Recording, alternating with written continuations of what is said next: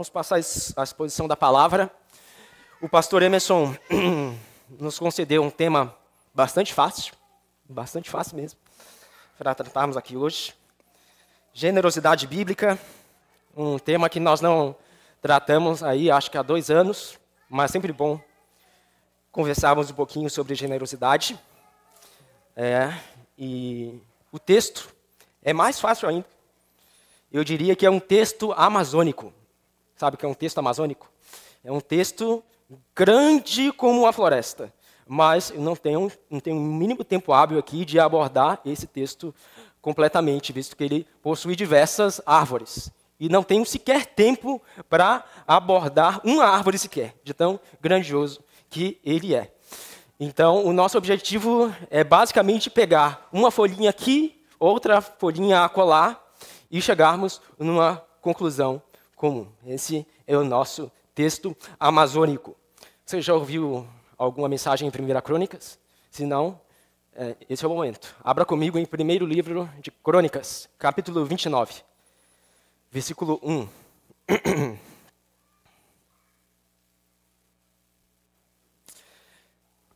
Existe uma lenda na mitologia grega, bastante famosa, em torno do rei Midas. Basicamente, o rei Midas foi um rei real, ele existiu. Ele governou uma região do país que hoje é a Turquia, mas posteriormente se tornou uma lenda da mitologia grega, visto que ele era um rei obstinado por riquezas. Um rei que gostava muito de reter tudo e todo o possível ao seu entorno.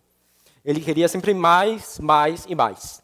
E ele tinha um sonho, um desejo na sua alma. Ele tinha o desejo fantasioso de ter o toque de ouro.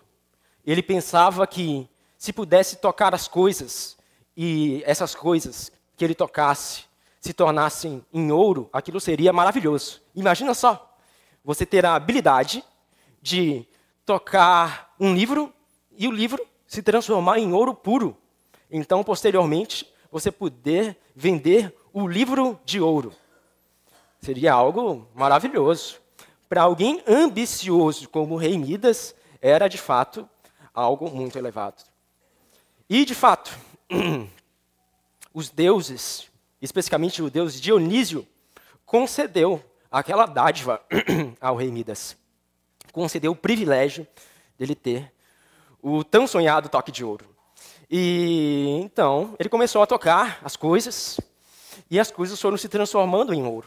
No primeiro momento ele ficou muito alegre, porque ele viu que ele poderia agora ter mais riquezas do que qualquer um dos seus antepassados. E poderia ajuntar riquezas para toda a sua posteridade. Poderia ser conhecido como nenhum outro.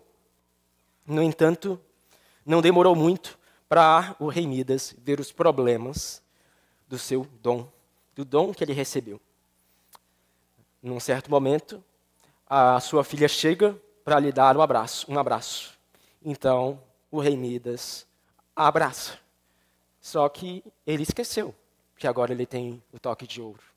E a sua filha, num piscar de olhos, se torna uma estátua de ouro. Então, agora, o rei alegre se torna um rei frustrado e profundamente angustiado. Veja onde o desejo por reter, por querer sempre mais, veja onde a ambição conduziu o rei Midas. A angústia e uma angústia sem limites. Pois bem, no exato contraste, nós temos um rei nas Escrituras que era profundamente generoso, o rei Davi. O rei Davi, ele não almejava reter, mas ele doava com liberalidade.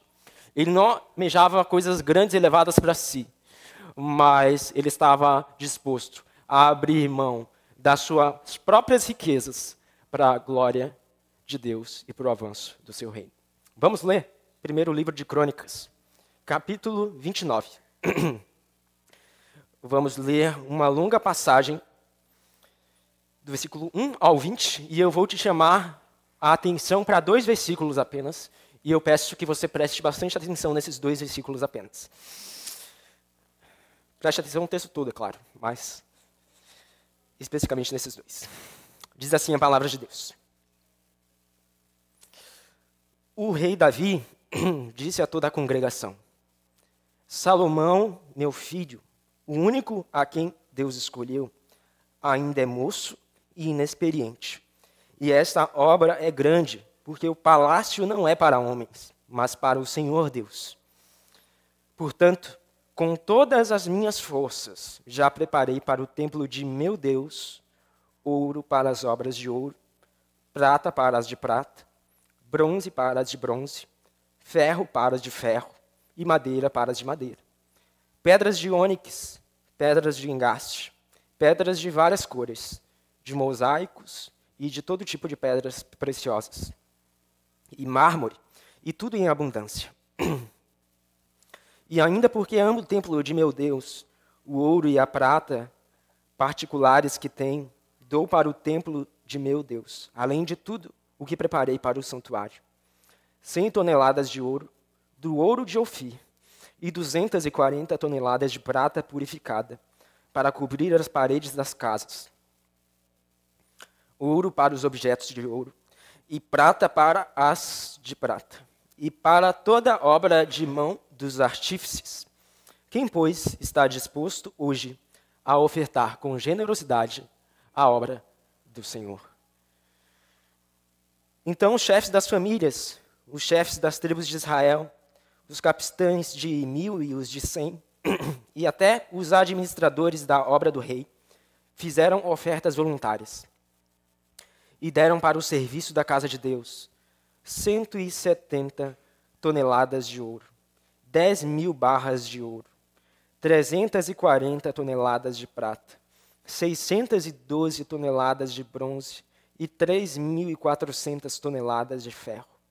Os que possuíam pedras preciosas as trouxeram para o tesouro da casa do Senhor, a cargo de Jeiel, o Gersonita. Versículo 9, preste bastante atenção nele. O povo se alegrou com tudo o que se fez voluntariamente, porque de coração íntegro fizeram ofertas voluntárias ao Senhor. Também o rei Davi se alegrou com grande júbilo. Davi louvou o Senhor diante de toda a congregação e disse: Bendito és tu, Senhor, Deus de Israel, nosso Pai, de eternidade a eternidade. Teu, Senhor, é o poder, a grandeza, a honra, a vitória e a majestade. Porque teu é tudo o que há nos céus e na terra. Teu, Senhor, é o reino, e tu te exaltaste como chefe sobre todos. Riquezas e glória vêm de ti. Tu dominas sobre tudo, e na tua mão há força e poder. Contigo está o engrandecer e dar força a todos. Agora, ó nosso Deus, graças te damos e louvamos o teu glorioso nome. Versículo 14, preste bastante atenção nele também. Porque quem sou eu e quem é o meu povo, para que pudéssemos dar voluntariamente estas coisas? Porque tudo vem de ti, e nós só damos o que vem das tuas mãos. Porque somos estrangeiros diante de ti, e peregrinos como todos os nossos pais. Os nossos dias sobre a terra são como a sombra, e não temos permanência. Senhor, nosso Deus, toda essa abundância que preparamos para edificar um templo ao teu santo nome vem da tua mão, e é toda tua. Bem sei, meu Deus, que tu provas os corações e que te agradas da sinceridade. Eu também, na sinceridade de meu coração, dei voluntariamente todas essas coisas. E acabo de ver com alegria que o teu povo aqui reunido te faz ofertas voluntariamente. Senhor, Deus de nossos pais, Abraão, Isaque e Israel, conserva para sempre no coração do teu povo essas disposições e pensamentos. Firma o coração deles em ti. E ao meu filho Salomão dá coração íntegro para guardar os teus mandamentos, os teus testemunhos e os teus estatutos, fazendo tudo para edificar este palácio, para o qual fiz todos estes preparativos. Então Davi disse a toda a congregação: agora, louvem o Senhor seu Deus. Então toda a congregação louvou o Senhor, Deus de seus pais. Todos inclinaram a cabeça, adoraram o Senhor e se prostraram diante do rei. Até aí, a leitura da palavra de Deus. Eu sei que é um texto longo, mas é a única coisa inerrante aqui. Então, que bom que vocês prestaram atenção. Veja, contextualizando. Estamos no momento em que Davi está passando o reinado. Davi está velho. Davi foi um grande rei de Israel. E Davi já não tinha mais energia, já não tinha mais vigor, já não tinha mais saúde para continuar reinando. Para além disso, havia um dos seus filhos que queria tomar o reino sem a permissão do seu pai, Adonai. Nós vimos isso lá nos livros dos reis. Adonai tentou usurpar o trono de Davi. Ocorre que Davi, ele não foi chamado por Deus a passar o trono a Adonai, ou a outro filho, mas foi chamado a passar o trono a Salomão. É por isso que lá nos livros dos reis, nós vemos uma coroação desesperada de Salomão. Basicamente, no mesmo dia em que Adonai ele fez um tumulto no meio do povo, Salomão reuniu os líderes e fez uma coroação rápida, ou melhor, Davi reuniu os líderes e fez uma coroação rápida de Salomão. É bem possível que nesse momento sequer Davi estivesse presente. Ele estava acamado, estava doente nesse momento da revolução. Mas, porém, ocorre que aqui, no final de 1 Crônicas, nós vemos uma segunda coroação de Salomão. Sim, isso mesmo. Salomão foi ungido 2 vezes. A primeira vez foi bastante desesperado, está lá em Reis. E a segunda vez foi feita com ordem, está aqui em Crônicas. E nós estamos justamente na celebração da coroação de Salomão. No capítulo 28, obviamente nós não leremos, nós vimos que nesse momento, antes de passar o trono, Davi passa algo que ele guardou com todo o carinho do mundo, ao curso de toda a sua vida. Um grande projeto que Davi devotou grande parte das suas energias. Porque Davi tinha um sonho. O sonho de construir o templo do Senhor. Davi, ele era alguém profundamente constrangido, porque ele habitava num palácio profundamente luxuoso. Mas ele era um homem segundo o coração de Deus. E ele olhava as janelas afora e via que o símbolo da habitação de Deus entre os homens não era algo glorioso como um palácio. Era uma simples tenda. Era algo que podia ser facilmente movido de um lugar para o outro. Era o famoso tabernáculo. E Davi se envergonhava com aquilo, porque ele habitava num palácio, mas Deus habitava numa tenda. Que absurdo! Então, o grande sonho que Davi sempre teve foi construir um templo glorioso para o Senhor. Por mais que ele soubesse que o Deus Todo-Poderoso, que excede todos os limites do universo, não pudesse ser contido por mãos humanas, ele queria um símbolo de habitação onde Deus pudesse ser representado de uma maneira mais gloriosa. No entanto, Deus o proibiu expressamente de executar o plano. Afinal, Davi era um soldado, um homem de guerra, um homem que tinha matado muita gente.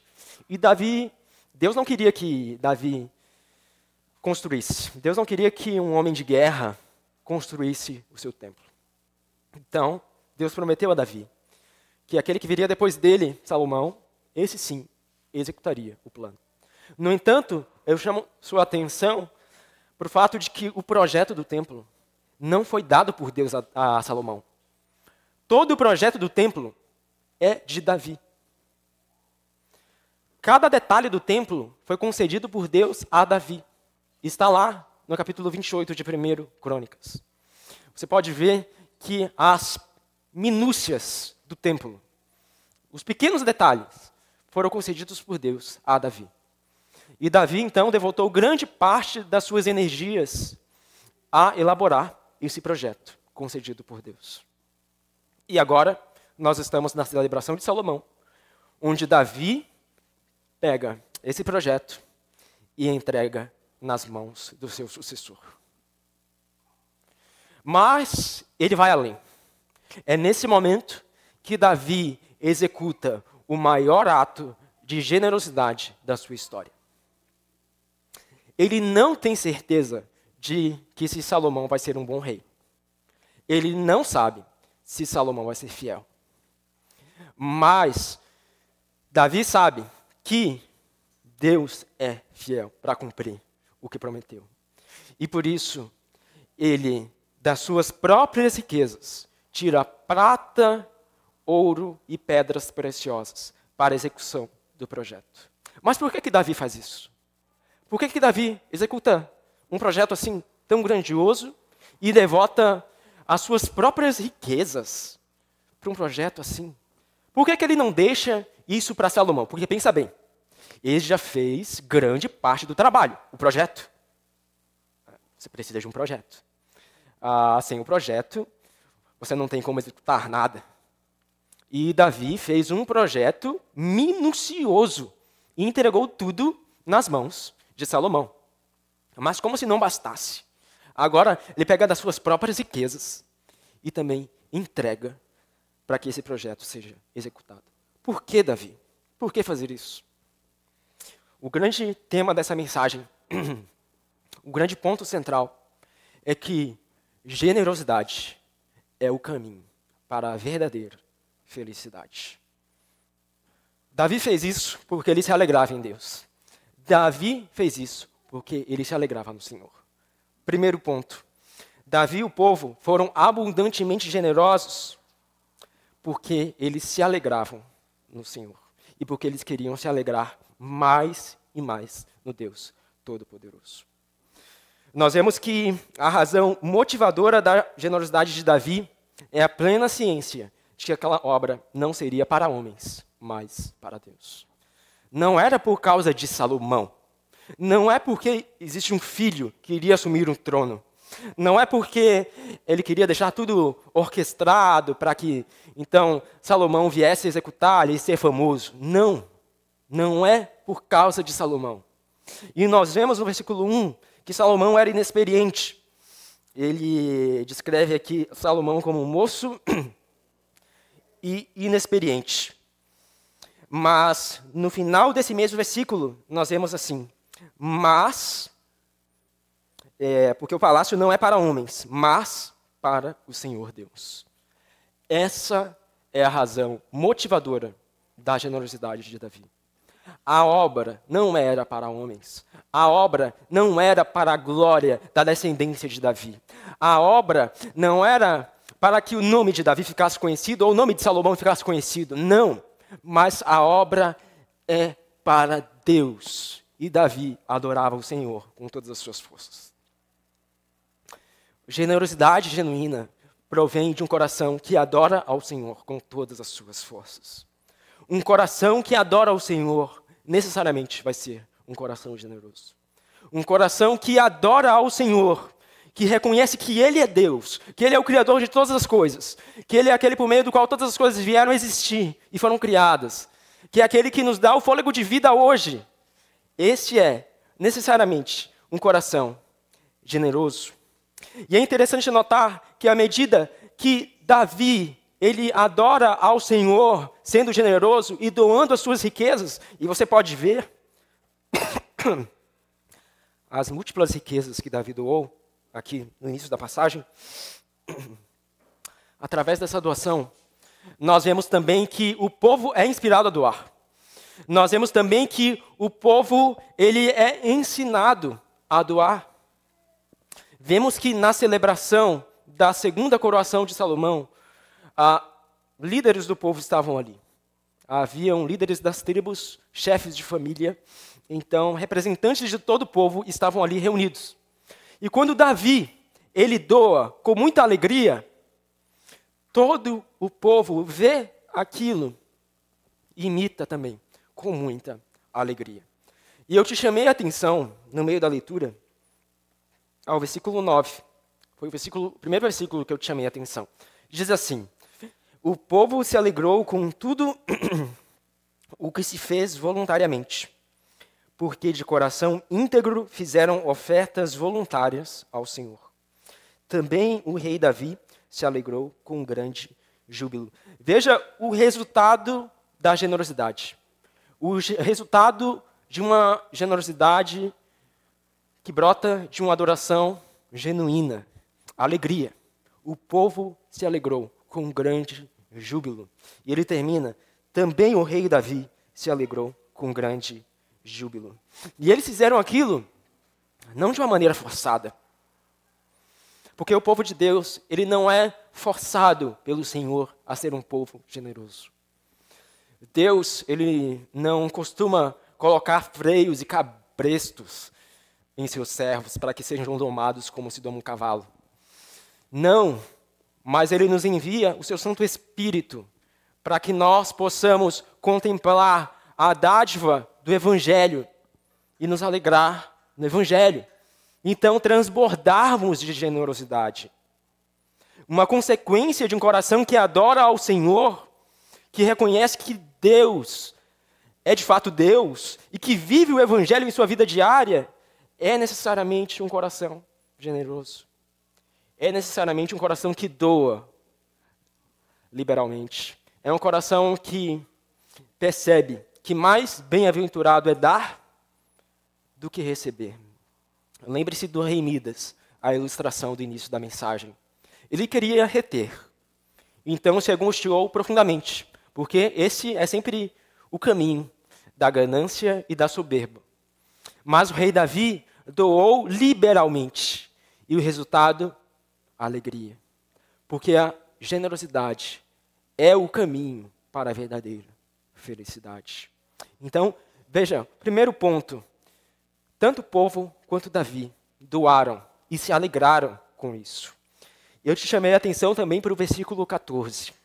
O versículo 14 diz assim: porque quem sou eu e quem é o meu povo para que pudéssemos dar voluntariamente essas coisas? Porque tudo vem de ti, e nós só damos o que vem das tuas mãos. Observa a consciência que Davi tem. Tudo aquilo que ele está doando, todo o ouro, toda a prata, todas as pedras preciosas, cada um dos itens ali que foram concedidos, todos os itens que foram doados, não são dele. Deus é o doador de todas as coisas. É de Deus que provém toda boa dádiva. Deus é aquele que dá todas as coisas. Deus é aquele que te dá o fôlego de vida hoje. Deus é aquele que te veste hoje. Deus é aquele que te dá vida hoje. Deus é aquele que te traz aqui hoje. Deus é aquele que te dá alimento hoje. É de Deus que provém toda a boa dádiva. Veja que Davi tem consciência de duas coisas. Primeiro, ele tem consciência de quem Deus é, o doador da vida. E segundo, ele tem consciência de quem ele é. Uma criatura que recebeu tudo do doador. E, portanto, tudo que ele tem a fazer é simplesmente agradecer. O que Davi está fazendo não se trata de retribuição. Não se trata de retribuir a Deus. Nós não conseguimos retribuir a Deus. Esses dias, nós conversamos rapidamente também na escola bíblica sobre generosidade, tratando sobre as 7 marcas do Evangelho, as 7 virtudes formadoras. E tinha uma passagem do Tozer, onde ele dizia assim: por mais que eu vivesse milhões e milhões de anos, e tivesse poder sobre todas as galáxias, ainda assim, tudo isso seria insuficiente para retribuir a Deus por tudo que Ele fez por mim. Nós não podemos retribuir a Deus. E além de ter vida, Ele nos dá vida em abundância. Ele nos dá Cristo, como nós veremos logo mais. Então veja que o que Davi está fazendo, fundamentalmente, é adorar. Irmãos, esse não é um texto sobre ouro e prata. Essa não é uma pregação sobre dinheiro. Essa é uma pregação sobre adoração. Um servo de Deus, uma pessoa que é alcançada por Cristo, uma pessoa que, de fato, é remida pelo sangue do Senhor, é uma pessoa que reflete o que Ele fez por nós, das mais variadas formas. Isso inclui, sim, serviço, isso inclui, sim, as nossas finanças, isso inclui, sim, todas as coisas como nós podemos agradecer a Deus e sermos generosos. Então, veja a consciência que Davi tinha de quem Deus era, o doador da vida, e de quem Ele era. Acontece que, muitas das vezes, nós deixamos de doar porque nós temos uma visão errada de quem nós somos e de quem Deus é. Nós esquecemos de que é dele que provém todas as coisas. Então, nós nos gloriamos. Eu tenho tal coisa porque foi força do meu braço. Então, eu posso tal coisa porque fui eu que consegui. E nós deixamos de agradecer a Ele, vivamente, com nossos atos.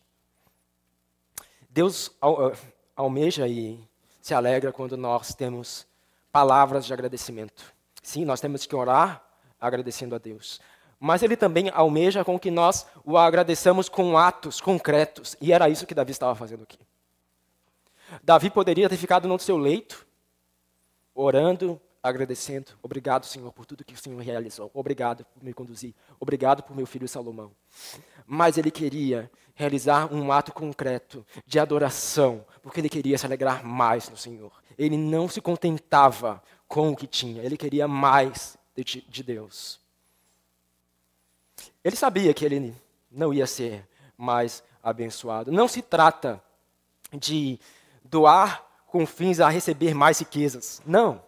Não é essa a lógica do Evangelho. Davi queria adorar. Esse era o anseio de Davi. Davi queria as bênçãos espirituais. Davi queria desfrutar dos braços de Deus, dessa alegria que somente um coração generoso pode desfrutar. Não se trata de barganhar com Deus. Não se trata de doar com fins a receber tal coisa, de doar com fins a chegar em tal lugar. Não. Não se trata de barganhas. Se trata de um coração devotado ao Senhor, que viveu uma vida prostrada ao Senhor e que agora, mesmo no final de sua vida, está doando tudo o que tem para a glória do Senhor e para o avanço do seu reino. Então, o primeiro ponto que nós temos a considerar aqui hoje é: Davi e o povo doaram generosamente e se alegraram no Senhor.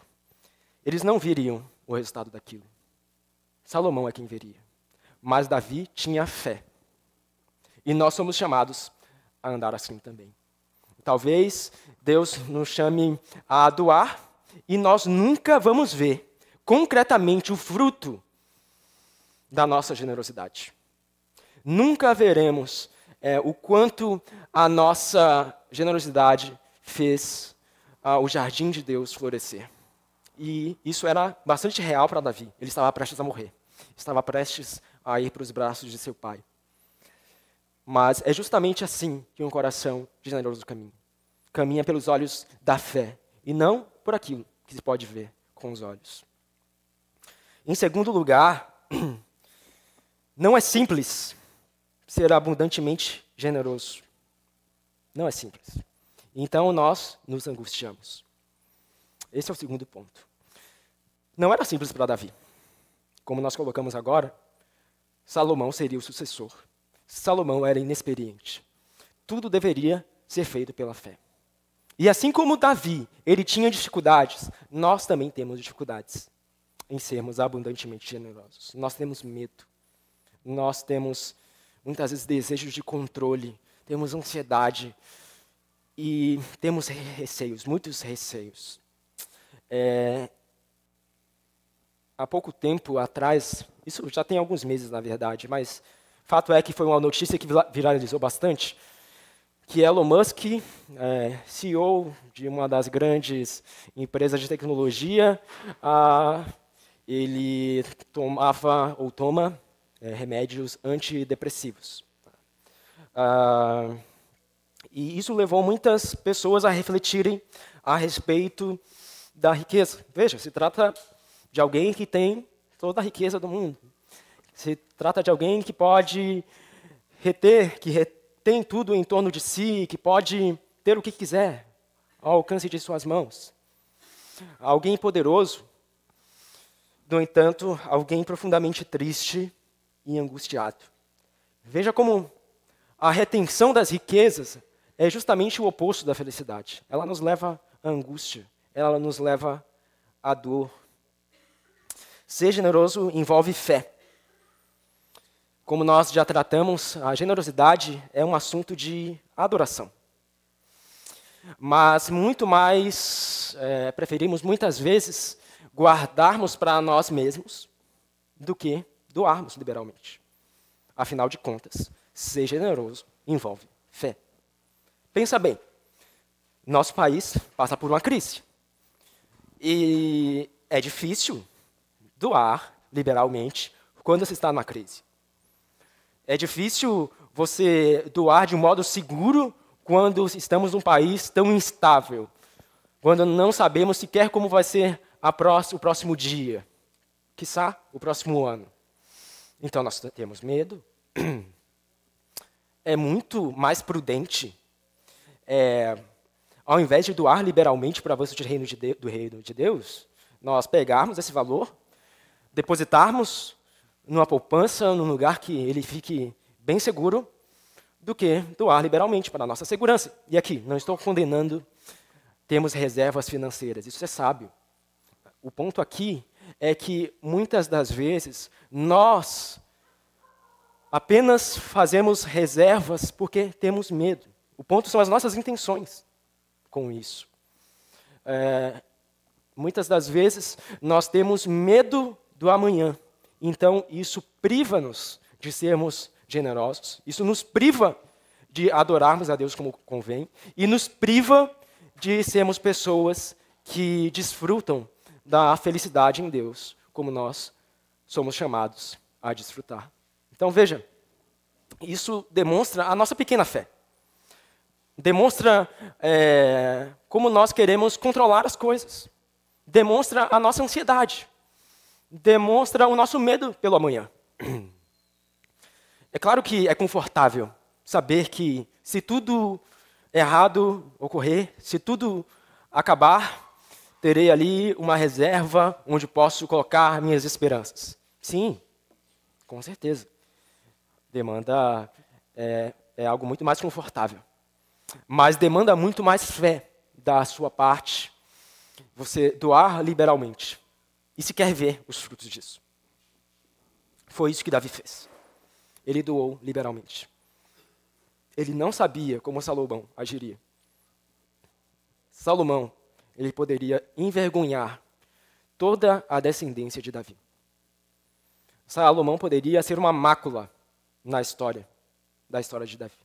Salomão poderia, basicamente, manchar a história toda. Mas foi justamente pela fé que Davi executou o seu maior ato de generosidade, doando liberalmente para a glória de Deus e para o avanço do seu reino. Outra questão que nos impede muitas vezes de doar liberalmente é que nós vivemos num contexto imaculado.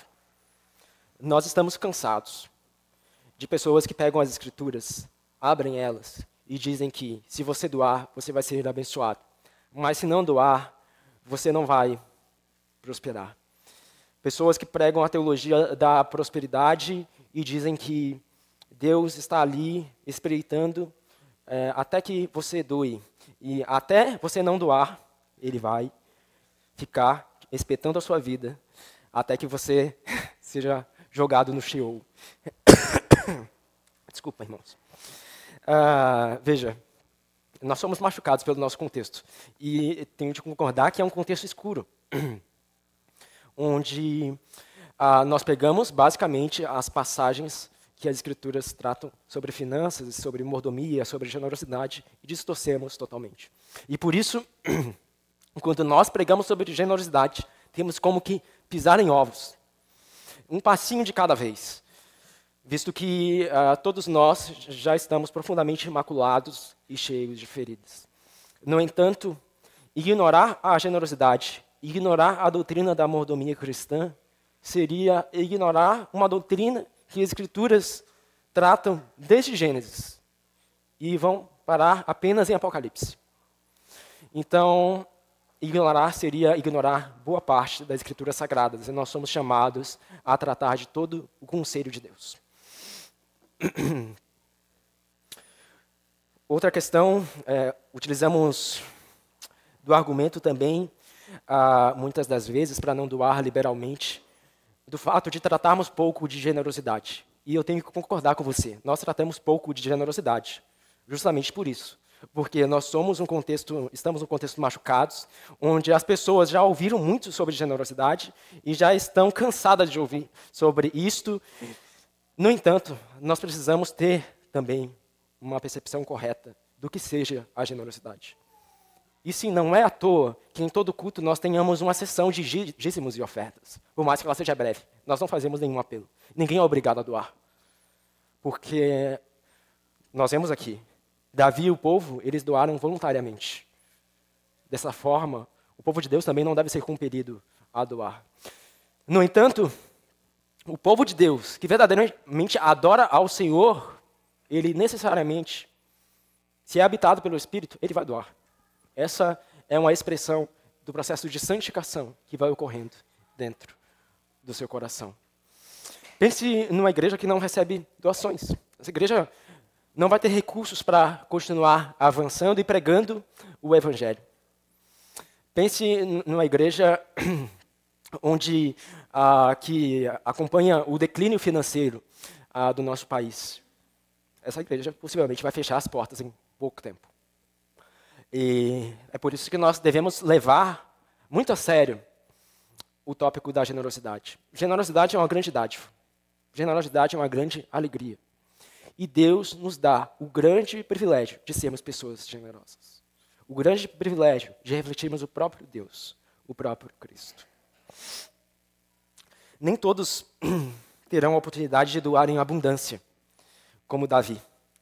Nem todos podem doar muito ouro ou muita prata. Mas o ponto não é a quantidade de coisas que você vai doar, a quantidade de bens que você vai doar, o quanto você vai se doar. A grande questão é a intenção do seu coração. É possível doar muito ouro e muita prata sem verdadeiramente adorar a Deus.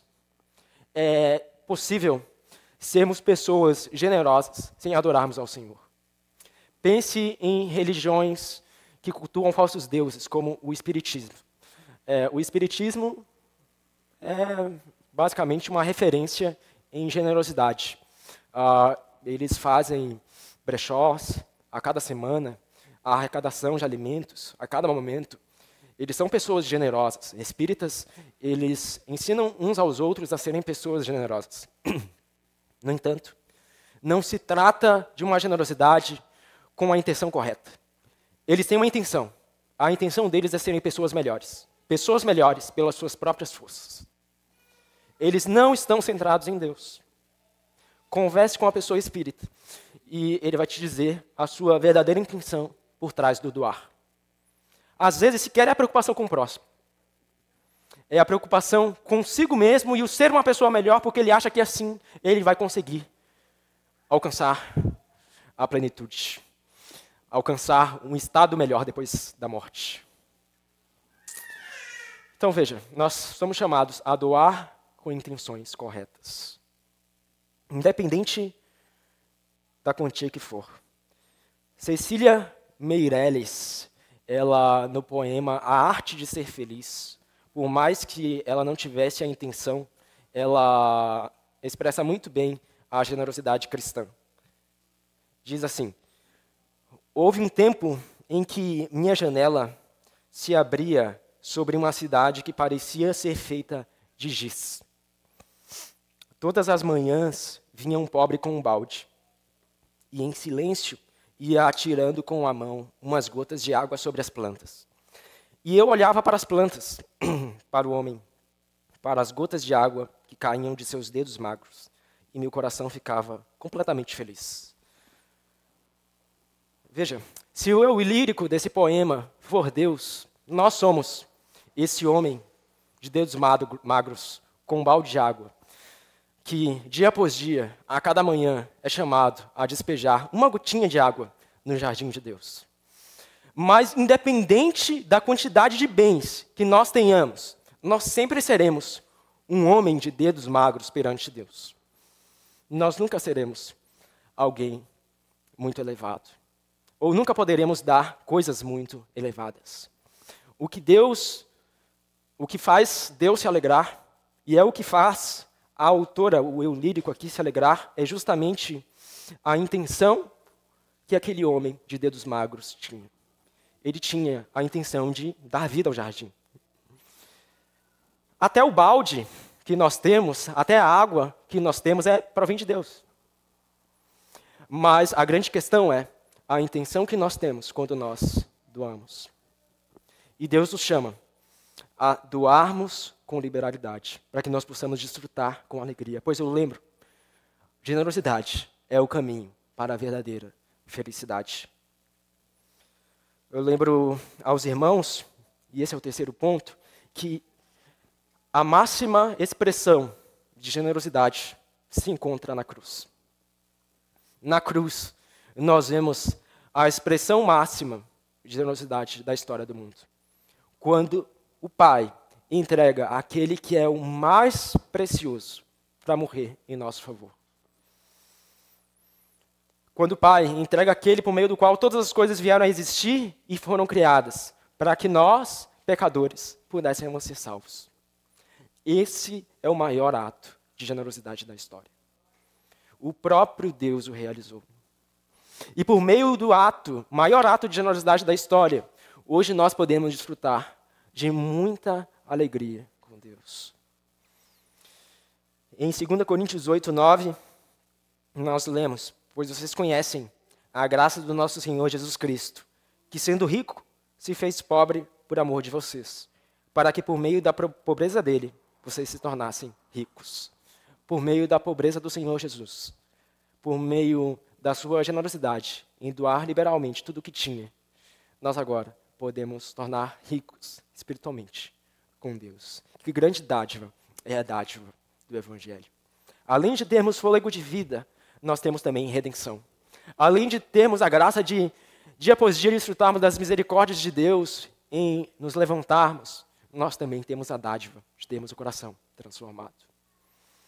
Essa é a maior generosidade. Esse é o maior ato de generosidade da história. Esse é o ato para o qual o ato de Davi e do povo apontavam em 1 Crônicas 29. A generosidade do Senhor Jesus. E por fim, enquanto povo de Deus, nós somos chamados a imitar, mais uma vez, o Mestre. Somos chamados a ouvir, a ver o que Ele fez na cruz, a tomar a nossa cruz e sermos generosos também. Lembre-se do exemplo de Maria, que tudo que ela tinha era um perfume muito caro. Mas como expressão da sua generosidade, ela quebrou aquele vaso de perfume sobre os pés de Jesus. Veja, aos olhos humanos, era algo totalmente irrelevante. No entanto, aos olhos de Deus, era algo que lhe trazia profunda alegria. Era um ato de generosidade. Ela poderia, como Judas disse, como Judas Iscariotes, o traidor, disse, ela poderia ter vendido. Mas ela não fez. Ela quebrou sobre os pés de Jesus, o ungido. E assim expressou as suas intenções, as intenções do seu coração. Ou pense também na viúva pobre, que não tinha muito, tinha algumas moedinhas. Mas as poucas moedinhas que tinha, depositou no templo, expressando mais uma vez as intenções no seu coração. O povo de Deus é um povo generoso porque Deus é generoso. Porque Cristo executou o maior ato de generosidade da história. Já finalizando, quase lá, encaminhando para o fim, Tolstói, ele escreveu uma história, certa vez, pouco conhecida, de Martin, que era um sapateiro. Ele, basicamente, era um homem bastante pobre, que tinha perdido tanto a mulher quanto os filhos bem cedo. E ele era um homem frustrado, porque tanto ele passou a viver de modo solitário e perdeu todas as coisas que tinha em sua vida. Então ele questionava a Deus por isso. Em certo momento, porém, um homem foi utilizado por Deus para pregar o evangelho a ele. Então ele passou a crer e a pregar as boas novas. E certa noite ele teve um sonho. Naquele sonho, Deus disse que naquele dia, no dia seguinte, Deus, que estava ali falando em sonho, lhe apareceria em pessoa, fisicamente. Então, ele esperou com expectativa para que Deus cumprisse aquele sonho, aquela visão que ele teve em sonho. E ocorreram diversas coisas estranhas ao curso daquele dia. Em primeiro lugar, Martin, ele viu um homem velho caminhando pela calçada, tremendo de frio. E então, Martin o chamou para dentro de casa e o deu água quente, bebida quente, para que ele pudesse se aquecer. E também aproveitou a ocasião, é claro, para pregar as boas novas. Após isso, apareceu também, andando pela mesma calçada, uma mulher juntamente com uma criança que também tremia de frio. E não tinha muita roupa para aquecer. Mais uma vez, Martin chamou tanto a mulher quanto a criança, lhe deu bebida quente e, inclusive, lhe forneceu das poucas roupas que tinham para que eles pudessem se aquecer. Desculpem. E, por fim, um último acontecimento naquele dia, ocorre que, já chegando no final da noite, Martin, ele vê uma vendedora de maçãs discutir com um homem, com uma criança, aliás, com uma criança que havia roubado uma maçã, porque estava faminta. Então, Martin, para resolver o conflito, ele pega uma maçã do seu próprio estoque de maçãs, fornece à vendedora e pede para que o menino peça desculpas à vendedora e a vendedora perdoe o menino. E assim, Martin conseguiu resolver o conflito, solucionando tanto a fome do menino quanto restituindo a vendedora. Mas fato é que, apesar das coisas estranhas, o dia acabou. E Deus não tinha aparecido ainda. E Martin estava frustrado, porque Deus não tinha se manifestado. Então, Martin começa a orar. E naquele momento, essas três pessoas, esses três grupos de pessoas, aparecem rapidamente numa visão a Martin na casa. E naquele momento, Martin ouve uma voz dizer assim: tive fome e você me deu de comer. Tive sede e você me deu de beber. Eu era forasteiro e você me hospedou. Veja, não somos chamados a acumular. E Martin, expressando generosidade, ele recebeu em sua casa o próprio Deus. Ele refletiu em sua casa o próprio Cristo. Através de simples atos de generosidade, ele estava refletindo a generosidade do próprio Cristo. Muitas vezes nós podemos questionar como nós podemos ser generosos no dia a dia. Irmãos, dia após dia, Deus nos dá múltiplas formas para que nós possamos exercer a nossa generosidade e refletirmos a Cristo. Carson, ele diz, numa citação assim: a morte é a zombaria final acerca do materialismo. Nada trouxemos a este mundo e certamente nada levaremos dele. Se um homem viveu para acumular bens, não se pode descrever quão trágica é a sua morte. Quão trágica é a morte de alguém que viveu somente para reter e reter e reter. Quão trágica é a morte do rei Midas. Quão trágica é a morte de Elon Musk, conforme nós citamos também. Em Malaquias 3, versículo 8, nós lemos: será que alguém pode roubar a Deus? Mas vocês estão me roubando e ainda perguntam: em que te roubamos? Nos dízimos e nas ofertas. Com maldição vocês são amaldiçoados, porque estão me roubando, vocês, a nação toda. Tragam todos os dízimos à casa do tesouro, para que haja mantimento na minha casa. Ponham-me à prova nisto, diz o Senhor dos Exércitos, se eu não lhes abrir as janelas do céu e não derramar sobre vocês bênção sem medida. Que possamos ter corações generosos, que não venhamos a reter, que não venhamos a ter a maldição de termos corações afastados de Deus, decorrentes da nossa falta de generosidade. Que possamos contribuir e, pela fé, sermos instrumentos de Deus para a glória do seu nome. Amém? Vamos orar?